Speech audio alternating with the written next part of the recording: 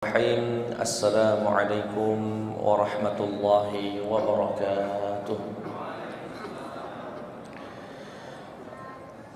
Alhamdulillah wa afdalus salati wa atammu taslimi ala sayyidina Rasulillah Muhammad ibn Abdullah wa ala alihi wa sahbihi wa mawalah wattaba'a hudah, amma ba'd. Jamaah salat maghrib yang dirahmati oleh Allah Subhanahu wa ta'ala, alhamdulillah, puja dan puji syukur senantiasa kita persembahkan kehadiran Allah Subhanahu wa ta'ala, karena hanya dengan izinnya, taufik darinya, kita semua bisa menunaikan kewajiban salat maghrib berjamaah, dan itu rahasia. Mungkin ada yang pernah bertanya, kenapa menjawab azan itu hampir semua lafalnya sama dengan ungkapan muadzin. Ketika muadzin mengatakan Allahu Akbar, Allahu Akbar, kita pun menjawab Allahu Akbar, Allahu Akbar. Tapi berbeda tatkala hayya 'alas shalah dan hayya 'alal falah, kita menjawabnya dengan la haula wala quwwata. Kenapa tidak menjawab dengan hayya 'alas shalah juga seperti lafal-lafal yang lain? Karena ketika muadzin mengumandangkan hayya 'alas shalah, wahai kaum muslimin yang tadi sudah mengikrarkan dua kalimat syahadat, sudah mengikrarkan kalau Allah Maha Besar, ayo salat, mari salat, mari negakkan salat. Apa kita jawab? La haula wala quwwata illa billah. Ya Allah, tidak ada upaya, tidak ada kekuatan jika tidak Engkau beri agar kami bisa salat. Artinya apa? Salatnya saya, Bapak, itu bukan karena kita sehat. Berapa banyak orang sehat juga nggak salat. Bukan karena Bapak punya kendaraan, berapa banyak orang punya kendaraan. Karena Allah memberikan haul wa quwwah, memberikan kekuatan kepada kita sehingga kita mampu melangkahkan kaki ke masjid ini. Itu semua berkat karunia Allah Subhanahu wa ta'ala semata. Maka kita katakan la haula wala quwwata illa billah. Seakan kita berkata, ya Rabb, aku ingin menunaikan panggilanmu, menegakkan salat, tapi apalah daya, aku manusia, hamba yang lemah. Tak ada kekuatan yang kumiliki, tak ada kuasa yang kumiliki. Anugerahkan aku ya Allah kekuatan, upaya, sehingga aku ringan melangkahkan kaki ke masjid. Dan alhamdulillah, Bapak, Ibu, saya termasuk yang hari ini diberikan kekuatan oleh Allah untuk bisa menunaikan kewajiban salat berjamaah. Alhamdulillah.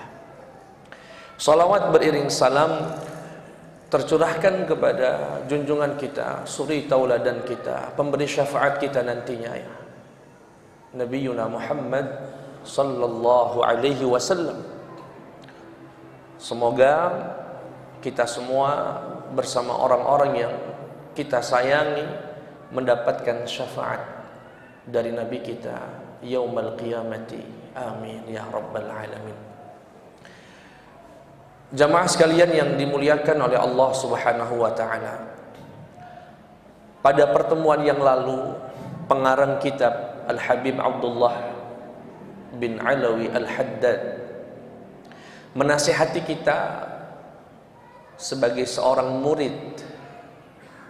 Murid itu istilah dalam bahasa Arab dari kata arada yuridu iradatan wa muridan. Murid adalah orang yang memiliki keinginan. Keinginan apa dalam hal ini? Keinginan menggapai ridha Allah Subhanahu wa ta'ala. Ingin bisa menjadi hamba yang taat, yang soleh, yang kelak dikumpulkan bersama orang-orang soleh. Apa nasihat pada pertemuan yang lalu? Dan itu nasihat di awal-awal perjalanan seorang murid yang baru hijrah. Kata beliau, hindari betul, bersihkan betul hati dari penyakit hati. Bersihkan betul hati ini dari penyakit-penyakit hati. Dari sekian banyak penyakit hati, beliau fokuskan pada 3 hal. Yang pertama, jangan sombong. Pak, orang yang nggak sholat itu penyakitnya kelihatan, dia nggak sholat. Tapi penyakit orang sholat itu nggak kelihatan. Kalau orang yang nggak sholat, belum taat sama Allah, masih maksiat, itu mendeteksi penyakitnya mudah sekali. Ya dia dalam kelalaian, dia dalam maksiat, dia dalam. Tapi ada penyakit yang sangat samar sekali. Dia menghinggapinya bukan ke preman-preman, bukan ke orang-orang jahat, ke orang yang sudah sholat. Apa itu? Merasa dirinya itu lebih suci daripada yang lain. Sombong. Jadi gimana Ustaz? Ya yang hijrah, bismillah. Hijrah, menggapai ridha Allah. Dan kalau melihat temannya yang belum hijrah, jangan melihat dengan mata rendah. Karena kita nggak pernah tahu perjalanan hidup ini masih berputar. Jadi tetap menjadi sosok yang rendah hati, sosok yang tidak memberikan ruang sombong di hatinya. Meski mungkin ibadah kita, apalagi terkadang nanti kalau kita sudah taat sama Allah, istiqomah setahun, 2 tahun, itu nanti percikan-percikan karomah itu dikasih sama Allah. Ada saja kejadian yang di luar logika kita menandakan Allah itu sayang sama kita. Nah itu hati-hati itu, kalau sudah datang itu biasanya, wah saya ini kayaknya sudah mau jadi wali nih. Wah kayaknya saya jadi orang soleh beneran ini. Sudah mulai kelihatan nih. Entah itu kecelakaan yang lainnya, ninggal kita selamat sendiri misalnya. Dan macam-macam tanda-tanda karomah itu. Nah kalau itu ada, sembunyikan. Jadikan itu rahasia antara kita sama Allah saja. Dan itu DP dari Allah, bahwasanya perjalanan kita ini ada balasan yang besar nanti di akhirat. Tapi Allah percikan itu di dunia sebagai DP di awal, sebagai tanda bahwasanya ibadah ini insya Allah diridhai oleh Allah Subhanahu wa ta'ala. Itu yang pertama. Jangan biasa saja melihat orang yang belum maksiat, biasa saja. Biasa saja itu artinya jangan merasa lebih suci. Kalaupun mau menasihati Ustadz, boleh gak saya nasihati? Saya ajak teman saya yang belum berubah itu agar berubah, iya. Tapi datanglah ke dia bukan dengan persepsi di hati kita lebih baik dari dia. Begitu Bapak datang, teman-teman datang, mendatangi teman yang belum hijrah itu, tapi di hatinya ada merasa lebih, saat itu ucapan kita, nasihat kita tidak akan pernah sampai ke hati dia. Kenapa? Karena tidak keluar dari hati yang baik. Auranya berbeda, auranya mengajari, auranya seakan merendahkan dia. Ayolah hijrah, kamu ini mau sampai kapan kayak gini terus hidup? Pakai kalimat-kalimat ya yang tidak merendahkan orang lain. Saya dulu di pondok selalu mendapatkan nasihat dari guru saya, Kiai Haji Wahidin Rais, yaitu gurunya Dr. Ikhwani, gurunya juga Ustadz Ma'sum. Kami satu pondok itu Pak. Kami dapat nasihat, kata beliau, tawadhu' takun kan najmi laha linadhirin ala safahatil ma' wa huwa rafi'. Rendah hatilah, maka kamu akan menjadi bagaikan bintang, terlihat rendah di bawah permukaan air, tapi sejatinya dia tinggi di langit. Wala takun kad-dukhan, jangan jadi seperti asap, ya'lu bi nafsihi ila jawis sama, naik sendiri asap itu ke langit, membumbung tinggi ke langit. Wa huwa wadhi', pada dasarnya dia dari sampah, dari bakaran sampah. Itu orang yang sombong itu begitu Pak. Wah, meninggikan dirinya sendiri, orang hebat, udah apalagi makin belajar, ilmunya makin bertambah. Mungkin dulu bacaan Qur'annya masih belepotan, sekarang setelah hijrah bacaannya lebih fasih, lebih ini, merasa wah saya sudah. Enggak. Kita tetap hamba Allah, abdun lillah, hamba yang kapan saja kelebihan itu bisa Allah ambil, dan Allah putar kehidupan ini. Wa tilkal ayyam nudawiluha bainan nas, dan itulah hari, kata Allah, kami putar roda kehidupan ini. Itu yang pertama pesan beliau buat yang hijrah, tetap jaga rendah hati, jangan sombong. Yang kedua, jangan hasad, jangan iri. Iri sama siapa Ustaz? Satu, iri sama teman yang belum hijrah. kok saya ketika hijrah rezeki saya makin sempit Ustaz. Lihat teman kok kayaknya sukses, mau balik lagi rasanya Ustaz. Oh jangan iri. Atau ini yang agak mengerikan ini. Irinya sama-sama dengan teman yang hijrahnya bareng. Sama-sama nih komunitas. Yuk kita hijrah yuk, bismillah. Itu pertama hijrah itu sama-sama bodoh, itu belum bisa baca Quran. Tahu-tahu temennya ini Allah berikan kelebihan. Hafalannya lebih cepat, menangkap ilmunya lebih cepat, akhirnya dia lebih dekat dengan ustadznya mungkin. Kita masih begitu-begitu aja. Iri sama dia nih. Iri dalam artian tidak senang temannya itu lebih dari dia. Hati-hati. Semua sudah ada bagiannya masing-masing. Ya, kecuali kalau iri itu untuk memotivasi kita untuk bisa seperti dia. Jadi jangan iri. Kadang-kadang ketika hijrah, ketika dulu awal-awal, wah kompak, semangat, masya Allah bareng buat komunitas ini, kegiatan ini, sosial ini, ngajinya ini. Tahu-tahu kok dia punya kelebihan, nah jadi orang pinter, nah malah jadi ustadz misalnya. Dan dia dekat dengan tokoh-tokoh misalnya. Kita masih biasa-biasa saja. Mulai ada rasa iri, kesel, jengkel. Jangan sampai hati ini rusak dengan itu. Semua sudah ada bagiannya masing-masing. Dan yang terakhir, jangan sampai perjalanan kita menjadi haba'an mansura, debu yang bertebaran tak bernilai karena tidak ikhlas hijrahnya, perjalanannya. Diawali dengan lurus niat betul, ya Allah aku pengen berubah itu karena Engkau ya Allah. Bukan berubah karena dengar teman-teman itu, Pak Ustadz saya punya kenalan semenjak dia hijrah rezekinya tambah lancar Ustadz, aku mau hijrah juga lah. Oh berarti motivasinya biar rezekinya tambah lancar. Enggak. Sekali lagi luruskan niat. Semua karena Allah Subhanahu wa taala. Mukhlishina lahuddin. Mukhlis, ikhlas hanya karena Allah Subhanahu wa taala. Itu 3 wasiat pada pertemuan yang lalu yang konsen agar diperbaiki hatinya. Dan saya awali pada kajian minggu lalu Pak ya. Contohlah Rasulullah pada amalan batin, niscaya Allah mudahkan kita untuk mengamalkan sunnah Rasulullah yang zahir. Contohlah Rasulullah pada amalan batin. Mohon maaf, maksudnya gimana Ustaz? Kadang-kadang kita itu mencontoh Rasulullah fokus dengan yang zahir. Dan itu bagus. Berjenggot, alhamdulillah. Sunnahnya Nabi. Tebar senyum, alhamdulillah, sunnahnya Nabi. Berpakaian yang rapi, yang wangi, sunnahnya Nabi. Tetapi ada yang lebih penting dari itu, hati. Nabi juga meninggalkan hati yang bersih, hati yang gak sombong sama orang, hati yang gak pernah iri sama orang, hati yang gak pernah dendam sama orang.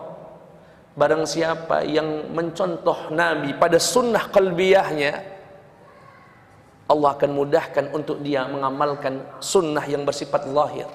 Berapa banyak, mohon maaf dengan segala hormat, ketika dia berpenampilan lebih islami, laju merasa lebih islami dari yang lain. Saat itu rusak hatinya. Meski tampilannya, zahirnya sesuai sunnah Nabi, tetapi hatinya merendahkan yang lain, dia telah meninggalkan sunnah yang besar, yaitu hati. Dan itu juga sunnahnya Nabi Muhammad sallallahu alaihi wasallam. Sehingga beliau mengawali nasihat itu dari hal-hal yang berkaitan dengan hati. Hari ini mulai beliau juga meranjak ke nasihat yang berikutnya. Qala al-musannif rahimahullah, kata beliau, wa 'alal muridi an yajtahida fi kaffi jawarihihi 'anil ma'asi wal atham wa la yuharrika shay'an minha illa fi ta'atin wa la ya'malu biha illa shay'an ya'udu 'alayhi naf'uhu fil akhirah. Kata beliau, hendaknya seorang murid berusaha semampu mungkin menjaga panca indera. Ini sudah berkaitan dengan yang tampak lahiriah.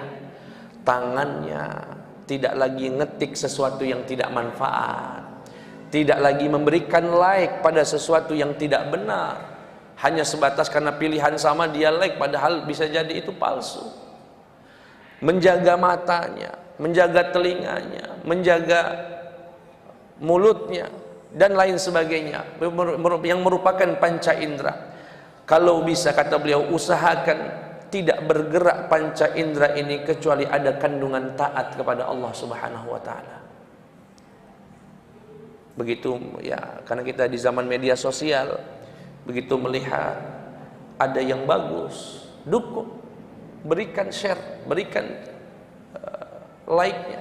Begitu tidak baik, scroll saja, bila perlu blok, biar tidak muncul lagi di page kita, di halaman kita. Lalu kemudian beliau memfokuskan pada satu maksiat, wal yubaligh fi hifdzil lisan fa inna jirmahu saghir wa jurmuhu kabir. Dan maksimal betul wahai muridku, jaga lisanmu, karena sesungguhnya lisan ini kecil bentuknya, besar dosanya. Kecil, Pak, tidak lebih besar dari telapak tangan ini, tapi dosanya bisa mengalahi seluruh anggota tubuh ini. Ini yang disebut dengan lisan, lidah kita. Jangan sampai nyakitin orang, bahkan jangan sampai berkata yang nggak manfaat, kalimat-kalimat yang berlebihan, kalimat yang cacian. Ya mohon maaf, sudah hijrah ya nggak boleh lagi lah ngomong nama-nama binatang dalam ucapannya ya. Karena ini luar biasa, apalagi di akhir zaman. Suatu hari sahabat Uqbah ibn Amir bertanya kepada Rasulullah, ya Rasulullah, man najah? Ya Rasulullah, bagaimana agar kami hidup selamat? Agar hidup kami ini selamat tuh bagaimana? Kata beliau, apalagi di zaman yang semacam ini, Pak, yang kita hampir tidak bisa lagi bedakan mana yang benar, mana yang salah, mana yang manfaat, mana yang enggak. Bingung sampean. Kayaknya benar semua, kayaknya salah semua. Apa solusinya ya Rasulullah? Kata beliau, amsik alaika lisanak. Tahan lidahmu. Kalau enggak tahu jangan komentar. Kalau tidak tahu jangan komentar. Bukan urusannya jangan komentar, jangan ngomong. Jaga betul lisan ini. Jangan gerak kecuali zikir kepada Allah. Jangan gerak kecuali baca Quran. Jangan gerak kecuali berinteraksi untuk memenuhi kebutuhan sehari-hari saja. Beli barang. Selain daripada itu, jangan sampai. Kemudian wal yasa'ka baituk, dan hendaknya rumahmu menjadi terasa lebih nyaman daripada di luar rumah. Maksudnya apa? Di akhir zaman ini kalau bisa kurangi interaksi dengan banyak orang, kecuali interaksi itu mengandung manfaat dunia akhirat. Kalau enggak, lebih baik di rumah. Kata Nabi, hendaknya rumahmu membuatmu lebih nyaman, lebih terasa adem. Karena kalau sudah ngobrol, kemana-mana, gosip. Kemudian kata Nabi, wabki ala khati'atik. Jangan sibuk ngoreksi orang. Tangisi saja kesalahan kita masing-masing. Kita semua punya salah, punya keliruan. Sibuk saja dengan itu. Nggak usah ngoreksi yang lain dulu sebelum bisa ngoreksi diri sendiri. Itu pesan beliau, hendaknya jaga semampu mungkin lisan kita. Fa inna jirmahu saghir wa jurmahu kabir. Sesungguhnya bentuknya kecil, ukurannya kecil, tapi dosanya besar. Falyakuffahu 'anil kadhib. Tahan lisanmu untuk berbohong, wal ghaibah, ngomongin aib orang, ya, wasairil kalamil mahdhur, dan tinggalkan seluruh kalimat-kalimat yang diharamkan, wal yahtariz minal kalamil fahish, dan lindungilah dirimu dari kalimat-kalimat kotor. Kenapa? Atau tidak kalimat kotor, terlalu banyak ngomong, padahal ya mungkin omongannya tidak dosa, bukan kalimat-kalimat yang kotor, yang jahat, tetapi banyak bercanda. Wow, ngobrol sana, ngalor ngidul ya. Timur timur barat, kemana-mana. Kenapa? Minimal orang yang banyak ngomong, walaupun omongannya bukan omongan kotor, hanya sebatas candaan misalnya, fa innahu yuqassil qalba, dia akan mengeraskan hati. Kata Nabi Muhammad sallallahu alaihi wasallam, la tuksiru minadh-dhahik fa inna kathratadh-dhahik tumitul qalba. Jangan banyak betul ketawa, apalagi sampai terbahak-bahak. Karena kalau terlalu banyak tertawa dan terbahak-bahak, fa inna kathratad dhahik, sesungguhnya banyak berbicara, banyak tertawa, tumitul qalba, dapat mematikan hati. Bapak perhatikan Pak, orang kalau banyak bercanda, terlihat saja dia ketawa-ketawa, itu hatinya keras sekali. Karakter aslinya biasanya keras itu Pak. Kalau dinasihati nggak bisa. Dan itu bukan tebak menebak, bukan paranormal. Nabi yang berkata, fa inna kathratad dhahik, sesungguhnya orang yang banyak ketawa, tumitul qalb, hatinya mati. Ciri-cirinya apa Ustaz? Kalau dinasihatin nggak nerima, tidak mau menerima. Jamaah sekalian yang dimuliakan Allah Subhanahu wa taala. Lalu apa yang harus kami ucapkan Ustaz? Apa yang harus keluar dari lisan kami? Bal yanbaghi lil muridi alla yuharrik lisanahu illa bitilawatin aw dzikrin. Hendaknya yang keluar dari lisan seorang murid adalah tilawatil Quran wa dzikr. Kalau untuk yang pemula mungkin bisa menggunakan tasbih digital. Taruh di sana. Bisa mengingatkan kita. Mungkin sambil nyetir mobil, pikirannya ke kanan ke kiri, ngomentarin orang sana, ngomentarin sini. Begitu melihat ada alat itu dia, oh ingat, minimal membaca astagfirullah, astagfirullah. Baru 3 kali, pikirannya hilang lagi. Tidak apa-apa. Masih pemula, masih butuh ada yang mengingatkan. Ya, masih ada butuh ini. Silahkan, itu apa namanya, teknis saja. Bagaimana agar dia bisa selalu ingat kepada Allah. Dan yang diucapkan apa lagi Ustaz? Selain tilawatil Quran, zikir, nasihat kepada kaum muslimin, nahi mungkar, kalaupun harus berbicara yang selain daripada itu, berbicara hanya untuk kebutuhan dunia yang dia inginkan, berbisnis, berdagang, membicarakan usaha, ya. Itu tidak ada masalah. Ya. Kenapa sekali lagi lidah ini kecil bentuknya, besar dosanya. Kemudian wa'lam, ketahuilah, anna sam'a wal basar babani maftuhani ilal qalbi yasiru ilaihi kullu ma yadkhulu minhuma wa kam min syai'in yasma'uhu al-insanu aw yarahu mimma la yanbaghi mimma la yanbaghi yasilu minhu atharun ilal qalbi ta'assuru izalatuhu anhu fa innal qalba sari'ut ta'athuri bi kulli ma yaridu alaih. Kemudian kata beliau, wahai muridku, ketahuilah, pendengaran dan penglihatanmu merupakan 2 pintu yang terbuka 24 jam dan akan menyalurkan apapun yang dia dengar dan dia lihat kepada hatimu. Dan ingat, hati itu mudah terpengaruh, sulit hilangnya. Maksudnya gimana Ustaz? Mohon maaf Pak ya. Kata beliau, semampu mungkin jaga pandangan, jaga telinga. Kenapa?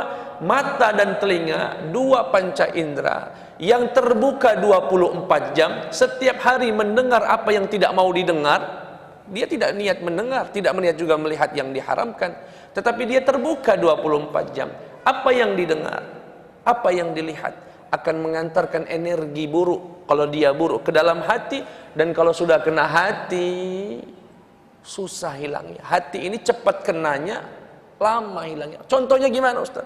Mohon maaf, keluar dari rumah, ngelihat betis perempuan, ngelihat hanya sedetik, kemudian dia kedip, astagfirullahaladzim, sedetik Pak. Dia tutup matanya, kemudian dia nggak lihat. Setelah itu apa Pak?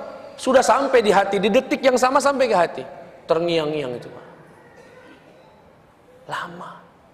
Bapak beli atau ibu-ibu ke warung beli sayur, tidak ada niat mau gosip, nggak ada. Tapi namanya orang lagi beli, lagi milih-milih sayur, orang sebelah lagi ngomongin, si itu lagi ribut tuh suami istri, istrinya selingkuh. Dia nggak mau dengar, tapi namanya kebuka, kedengeran si fulan selingkuh. Dia pura-pura tidak pengaruh, langsung pulang. Itu sepanjang jalan dari tempat warung sampai rumah, bener nggak ya dia selingkuh? Bener nggak ya dia selingkuh? Bener nggak ya dia selingkuh? Bener nggak ya dia selingkuh? Padahal sudah nggak dengar lagi Pak. Kenapa? Karena apa yang didengar itu cepat sampai ke hati dan lama hilangnya. Mata tadi Pak, ngelihat sesuatu yang tidak baik tadi, Mungkin hilang di mata, sudah nggak kelihatan lagi, tapi dia sudah sampai ke hati. Kalau sudah sampai, udah. Di sholat saja, bener nggak dia selingkuh tadi ya? Wih, masih Pak. Apalagi ketemu orang yang diomongin, ketemu betulan di jalan. Orang ini tadi yang diomongin itu bener nggak dia selingkuh? Astaga. Begitu cepat sekali hati ini terkena, sehingga apa? Usahakan betul ini. Bertemulah dengan orang-orang baik yang kalimatnya baik-baik saja. Berinteraksilah dengan orang-orang baik yang penglihatan kita, pandangan kita. Tapi itu semua memang tidak bisa kita jaga. Maka bahasa beliau semampu mungkin. Karena nggak mungkin juga Bapak jalan dari rumah merem terus. Nggak mungkin. Pasti akan melihat. Pasti akan melihat. Kata beliau, fa innal qalba, sesungguhnya hati, sari'ut ta'athur, cepat sekali terpengaruhnya, bikulli ma yaridu alih, dengan segala sesuatu yang sampai kepadanya. Wa idza ta'athara, dan jika hati itu benar-benar terkena, ya'suru mahwuhu anhu, maka dia akan sulit untuk diobati. Maka dari itu jaga betul pendengaran dan penglihatan. Ini Pak, pada akhirnya tujuannya adalah menjaga hati. Begitu ada orang ngomongin aib orang, kalau kita bisa suruh mereka diam, kita diam. Kalau enggak, kita pergi saja. Saya punya guru di pondok, tidak pernah ke kantornya, habis ngajar ke masjid. Sampai-sampai kami pun bertanya, di mana meja guru kami ini ya? Kami datangi, debu Pak, karena nggak pernah didatangi. Dan kami akhirnya konfirmasi, kenapa? Ya mohon maaf, kalau sudah di kantor ketemu 3 orang 4 orang, pasti ada yang diomongin itu Pak. Nggak temennya, nggak ininya, pasti. Saya nggak mau tuh dengar-dengar yang begitu. Nanti merusak apa? Hati. Dan kalau sudah rusak, seperti tadi, dia dengar tetangganya si fulan itu selingkuh, padahal belum tentu benar itu. Tapi apa yang terjadi Pak? Setiap kali ngelihat dia terngiang-ngiang itu yang didengar tadi, langsung laju respect kita berkurang sama dia, laju kita ragu mau berinteraksi sama dia, akhirnya kita suudzon sama dia, padahal belum tentu benar. Begitulah 5 panca indera ini adalah alat transfer informasi kepada hati. Apa yang dia lakukan, apa yang didengar, apa yang dilihat, itu akan secepat kilat sampai ke dalam hati, tersimpan. Menghilangkannya butuh waktu. Dan yang kemudian, nah ini Pak, penting sekali ini. Wal yahdhar minan nadhari bi'ainil istihsani ila zahratid dunya, fa inna zahiraha fitnah wa batinaha ibrah. Kata beliau, wahai muridku, hati-hati betul melihat dunia dengan terpukau. Maksudnya gimana? Saya dulu Pak, saya orang kampung, mondok di kota di Bandar Lampung tahun 2004. Namanya orang kampung, saat itu kami dari pondok itu boleh keluar sebulan sekali di hari Minggu. Nggak ada tujuan lain, ke Ramayana itu loh Pak. Zaman itu baru ada Ramayana, Chandra. Saya namanya orang kampung, begitu turun angkot, dulu masih angkot, melihat Ramayana itu, ada eskalator gerak itu. Pokoknya saya melihat dunia itu dengan hati yang terpukau, dengan hati yang terkesima dengannya. Tahu-tahu ada teman saya, beliau orang Jabung, Lampung Timur, mungkin namanya Ahmad Fauzi, teman sekamar saya. Nggak tahu Pak ya, dia mengucapkan satu kalimat yang kalimat itu sampai hari ini jadi terapi buat hati saya. Apa itu? Dan saya terasa dipukul dengan pukulan yang sangat keras. Jadi ketika saya baru turun angkot berdua, saya ngelihat gedung Ramayana itu Pak, seumur-umur ngelihat gedung sebesar itu dulu. Bagus betul ya. Teman saya begini ngomongnya, akhi, dunia itu gini-gini aja ya. Itu kalimat biasa betul sebetulnya, Pak. Tapi entah kenapa saya kayak dipentung dengan, sampai saya kayak, iya ya. Sampai hari ini, Pak, saya pakai kalimat itu dalam hati saya. Saya kalau melihat ada orang pakai mobil bagus, gitu-gitu aja. Hati-hati, kenapa? Kata beliau, wahai hati-hati, wahai muridku, jangan sampai kamu melihat indahnya dunia dengan pandangan terkesima. Kenapa? Begini ceritanya, Pak. Kalau saya misalnya keluar dari rumah atau ke mall atau kemana, atau nonton di YouTube misalkan, melihat orang pakai jam tangan bagus atau pakai kendaraan bagus, hati saya itu takjub dengan dia. Bagus betul mobilnya ya, enak benar ini pasti. Setelah itu apa yang terjadi, Pak? Itu kalimat tadi, pandangan tadi yang dia lihat dari indahnya dunia, kemudian dia terkesima, akan mentransfer informasi ke hatinya. Apa yang disampaikan?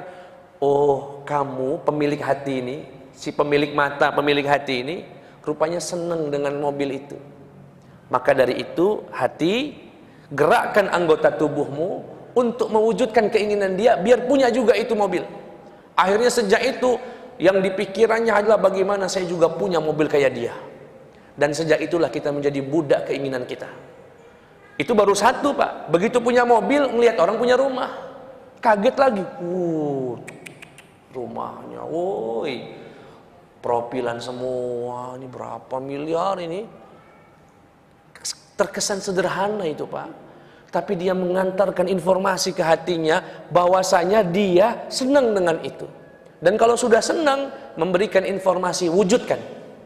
Wujudkan lagi, berusaha, bisa berhasil, bisa nggak berhasil. Misalnya dia berhasil kerja keras mati-matian demi mewujudkan pengen punya rumah sebagus itu, dapat. Besoknya ngelihat lagi tetangga punya jet pribadi. Jet pribadi keren bener, kalau mau rumahnya ada tempat mendarat jet pribadi. Akhirnya hidup di tengah angan-angan. Dan sejak itulah kelalaian demi kelalaian akan datang. Dan gak ada habisnya itu. Lalu gimana, Ustaz? Ya biasa saja. Kenapa? Ada orang punya Alphard, alhamdulillah. Biasa baik, kata orang Palembang. Lado bagiannya galo, kata orang Palembang. Sudah ada bagiannya semua. Saya berangkat waktu itu diundang Pak Gubernur Sumatera Selatan, Pak Herman Deru.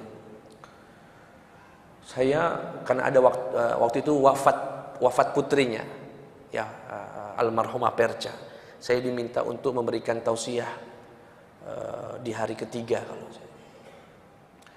saya ditelepon datang, tapi saya ngomong sama Kabak Kesranya, Pak, saya ada jadwal maghrib pengajian. Acaranya kapan habis Isya? Tapi kalau bisa 15 menit sebelum Isya sudah harus kelihatan, Pak Gubernur harus lihat. Pokoknya saya jamin insya Allah Isya saya sudah di sana. Singkat cerita, Pak, karena jalan Palembang macet, saya pakai motor karena biar bisa. Begitu sampai ke istananya, Geria Agung namanya, sudah kelihatan dari jauh itu, Pak, mobil kepala dinas, bupati berderet semua, plat 1 semua, yang bupati sini, bupati mana. Saya pakai motor. Belum kepala dinasnya, belum tamu-tamu pengusahanya. Pokoknya di Geria Agung itu mobil mewah, nggak ada parkir untuk motor kecuali itu Satpol PP. Dan saya seorang ustadz yang akan ceramah. Saya katakan kepada teman saya, akhi yang nganter saya, ini semua dunia biasa baik. Hati-hati, jaga hatinya. Begitu sampai parkir, ngeliat mobil Land Cruiser biasa aja. Belum tentu juga bahagia yang punya Land Cruiser itu. Biasa. Kenapa? Ketika kita merendahkan dunia di hati kita, maka kita akan tinggi berjalan di atasnya. Tapi begitu kita meninggikan dunia di hati kita, sejak itulah kita rendah di dunia ini. Jadi biasa saja. Ya alhamdulillah, kalau punya teman sukses, ya alhamdulillah. Tapi jangan sampai, kata beliau, wal yahzar, hati-hati betul, minan nazar, dari melihat bi'ainil istihsan, dengan ketakjuban, ila zahratid dunya, dengan keindahan dunia ini. Maka saya nggak pernah itu ngajarkan murid, wah biasa aja. Ke Dubai ngelihat gedung-gedung tinggi, biasa aja. Meninggal juga, Pak. Meninggal semua orang-orang itu, sama saja dengan saya, meninggal juga. Rendahkan dunia itu, Pak, di hati. Karena jika tidak, semua cara akan kita lakukan. Saya datang ke UIN sebagai dosen, keterima di UIN Palembang. Semua rata-rata kan kalau dosen tujuan akhirnya adalah jadi rektor. Ya, minimal pengen jadi rektor. Dan saya ketemu rektor waktu itu, Bapak Profesor Sirozi. Ya, hati kecil ada, enak juga jadi rektor ya. Pintunya dibukain. Buka pintunya dibukain, Mbak, kunci mobil. Ya, ininya disiapkan, semuanya disiapkan. Ada, hati kecil itu ada. Tapi karena kita sudah belajar ilmunya, biasa juga. Nggak lama, paling juga 5 tahun. Selama-lamanya 2 periode 10 tahun. Dan nggak lama dari itu ada Disdatalis namanya, hari ulang tahun UIN. Hari ulang tahun UIN. Semua mantan rektor diundang, Pak. Berderet itu ada 5-6 rektor. Saya lihat, ya Allah, udah tuh. Begitu juga pada akhirnya. Pada akhirnya gitu-gitu juga, Pak. Saya lihat, itu dulu gagah bener itu. Dulu nggak ada berani bantah omongannya. Sekarang mau bangun aja udah. Sama baik. Sama saja, rendah. Bukan untuk merendahkan orangnya, Pak ya. Dunia yang melekat, jangan sampai akhirnya apa? Karena kalau dia takjub dengan rektor, dengan jabatan itu, di pikirannya bagaimana saya bisa mendapatkan itu. Dan kalau saya dalam proses mendapatkan itu ada yang menghalangi, akan saya sikut semua orang. Dengan segala cara, menjilatkah, mendekatilah, berbohonglah, macam-macam demi mendapatkan itu. Makanya pegawai paling bahagia itu pegawai yang nggak punya ambisi. Diminta siap, nggak minta nggak usah nyari-nyari. Makan enak. Tapi kalau enggak, mulai dia gelisah. Bakal ada yang geser saya nggak nih? Bakal ada yang mutiasi saya nggak nih? Aduh. Kenapa? Dia takjub dengan apa yang dia lihat. Dan ini penting untuk bagi seorang murid, biasa saja melihat dunia itu, biasa saja. Makanya di antara doa yang diajarkan oleh guru-guru kita, Allahumma ja'alid dunya tahta aydina wa la taj'alha fi qulubina. Ya Allah, jadikan dunia ada di genggaman kami, tapi jangan kau jadikan dunia di hati kami. Ya, kalau bisa jadi orang sukses, jadi orang kaya, alhamdulillah, tapi niatnya di tangan.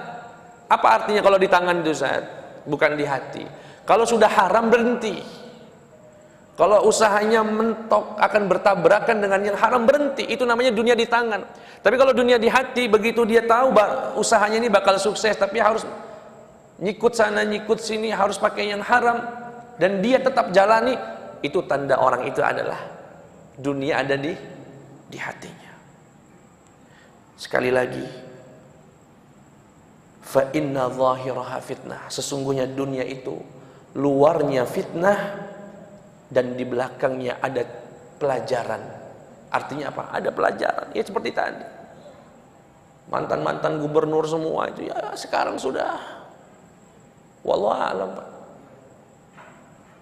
Pada akhirnya kita semua ini inna lillahi wa inna ilaihi raji'un. Lalu Pak Ustadz, tapi kan kami mau nggak mau, mata ini pasti ngelihat itu Ustadz, barang mewah, benda mewah, bangunan mewah, pasti ngelihat. Lalu apa yang harus terlintas di hati kami? Yang pertama, jangan takjub, jangan terkesima, biasa saja. Nanti kalau di kemudian hari kita dapat juga hal yang sama, alhamdulillah. Nggak dapat, ya alhamdulillah juga. Alhamdulillahi ala kulli hal. Lalu apa yang harus ada di hati kami? Yang pertama, jangan terkesima. Yang kedua, fayambaghi laka ayyuhal muridu an taghudda basaraka an jami'il kainat wa la tanzur ila syai'in minha illa ala qasdil i'tibar wa ma'nahu an tadhkura 'inda an-nazar ilayha annaha tafna. Ini penting, Pak. Lalu apa, Ustaz? Jangan terkesima. Tapi apa? Kan kalau tidak terkesima itu artinya tidak takjub, ya, tidak wah. Lalu apa? Kata beliau, kalaupun mau melihat, keindahan dunia tadi, berupa bangunan, berupa kendaraan, berupa macam-macam. Saat itu katakan di hati, semua akan sirna, semua akan hilang, semua akan sirna, semua akan hilang. Bahkan pemiliknya meninggal, barangnya nggak tahu jadi milik siapa. Itu akan merendahkan dunia. Wa kam tawaratha khalafun an salafin wa idza nazarta ila al mawjudat wa annahu kam nazara ilaihi ahad min al adamiyyin fa dhahaba wa baqiyat hiya. Kata beliau, wa annahu kam, dan sesungguhnya berapa banyak orang yang melihat keindahan dunia dimiliki oleh manusia, dan manusia itu hilang dan dunianya masih ada.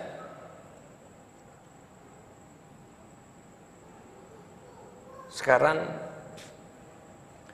Arab Saudi misalnya, bangunan tertingginya Zamzam Tower, dan kemewahan-kemewahan bandaranya. Siapa yang mendirikan? Saat itu kerajaannya siapa? Malik Abdullah. Sekarang Malik Abdullah di mana? Inna lillahi wa inna ilaihi. Udah meninggal. Di Indonesia nih, orang paling ditakuti dan disegani, bahkan tidak hanya di Indonesia, di dunia, Soekarno. Sekarang di mana? Meninggal. Pak Soeharto, siapa yang berani ngomongin Pak Soeharto zaman itu, Pak? Hari itu ngomong, besok ketangkep itu. Berani macam-macam. Sekarang di mana? Orang yang paling jaga itu di mana? Meninggal juga. Jadi kalau melihat yang dunia itu, katakan pada hati, semua akan kembali pada Allah, semuanya akan meninggal dunia. Dan kalaupun mau melihat penciptaan Allah, lihatlah itu sebagai keagungan Allah Subhanahu wa ta'ala, menunjukkan bahwasanya indahnya dunia ini karena ada yang menciptakan yang maha indah, dialah Allah Subhanahu wa ta'ala. Sebagai statement closing dari pesan ini, jaga pandangan, jaga penglihatan, dan jaga seterusnya. Dan yang paling penting, pesan terakhir tadi, karena ini yang akan kita alami, Pak. Mungkin keluar dari sini saja, lihat parkiran mobil sudah beda-beda itu, Pak. Wih, ini versi terbaru ini kayaknya nih, expandernya nih. Oh, udah berapa ini? Udah itu. Besoknya dia mulai terngiang-ngiang dalam pikirannya. Mulai nggak ingat Allah lagi itu, Pak. Expander. Lah, tadinya subhanallah jadi expander. Baru keluar dari masjid ini, Bapak lihat aja nanti berderet mobil bagus-bagus di luar itu. Biasa saja. Itu saja. Semoga Allah Subhanahu wa ta'ala membimbing hati kita ya untuk bisa terus istiqomah, bahagia. Atau ya, saya mohon maaf, saya tutup dengan satu hadis, Pak, ya. Saya tutup dengan satu hadis. Semoga ini resep bahagia versi Rasulullah terkait kehidupan dunia. Apa kata Nabi? Man asbaha minkum aminan fi sirrih, mu'afan fi jasadih, wa 'indahu qutu yaumih, faka'annama hizat lahu dunya bihadzafiriha. Barang siapa yang menjumpai pagi batinnya tenang, nggak ada tekanan, nggak ada ancaman, apalagi nggak ada tagihan utang, tenang batinnya, mu'afan fi jasadih, badannya sehat, batin tenang, badan sehat, wa 'indahu qutu yaumih, dan dia punya makanan untuk dimakan di hari itu, bukan untuk dimakan berhari-hari, di hari itu. Sekali lagi, batin tenang, badan sehat, punya makanan di hari itu, kata Nabi, faka'annama hizat lahud dunya bihadzafiriha, sungguh dia telah mendapatkan dunia dan seisinya. Lebih dari itu bonus, Pak. Jangan sampai Bapak karena terlalu tinggi ekspektasi bahagianya, nggak bahagia-bahagia karena ekspektasinya nggak dapat-dapat. Padahal untuk bahagia itu simple, pagi-pagi beli nasi uduk, duduk depan rumah, utang nggak punya, makanan ada untuk sarapan, ya Pak, badan sehat, dunia seisinya itu, Pak. Itulah dunia seisinya. Sisanya bonus, dapat alhamdulillah, enggak juga nggak apa-apa. Jangan lupa bahagia. Standarnya sederhana, batin tenang, badan sehat, punya makanan di hari itu. Alhamdulillah. Itu saja kurang lebihnya, mohon maaf. kepada Allah mohon ampun. Subhanakallahumma wa bihamdika asyhadu an la ilaha illa anta astaghfiruka wa atubu ilaik. Wassalamualaikum warahmatullahi wabarakatuh.